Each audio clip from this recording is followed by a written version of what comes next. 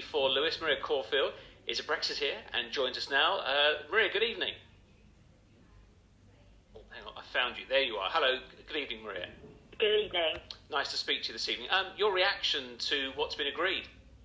I very much welcome the Windsor Framework. I think it answers a number of problems that were the Northern Ireland Protocol. The practical issues of the movement of goods between GB and Northern Ireland will be solved with the green and red lanes. Issues around medicine supply will be tackled as well, which has been quite a problem over the last 12 months. But something that hasn't been mentioned is, and we are, obviously still waiting for the DUP's response to this, but it's a step closer to getting the Stormont Assembly up and running, because that hasn't been sitting for a considerable amount of time. And in Northern Ireland, where issues like health, education, policing are devolved, there's been no government there to make any decisions for the people of Northern Ireland. And so this framework is an attempt to try and resolve the DUP's concerns with the protocol in an attempt to get that power sharing agreement up and running. So, I'm pleased that the progress that's been made so far, that many people said wasn't possible, and I'm hoping that will be enough to get the power sharing agreement back in place in Northern Ireland. No doubt there'll still be some sceptics in the Conservative Party, like people like Bill Cash. What would you say to try and reassure somebody like him?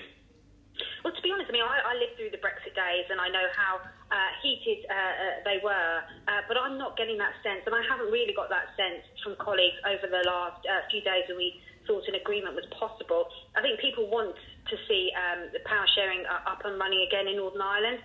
The protocol as it stands now is not perfect. There is a definite difference between Great Britain and Northern Ireland, which we want to see resolved.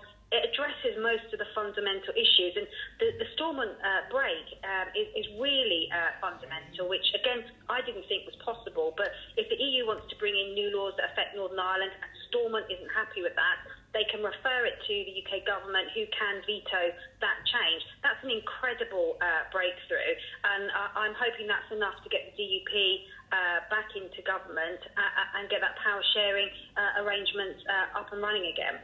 And Maria, will there be a vote in Parliament on this? And if there is, will the Prime Minister win it? I think the Prime Minister would win a vote. I'm not sure if there will be one.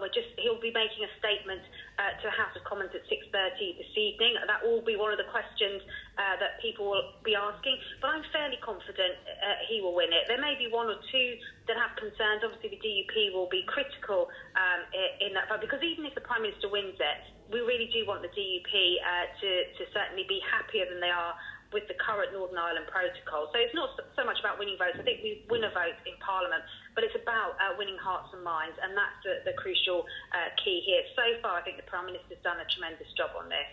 Maria, thank you for now. Have a good evening. Thank you. Thank you.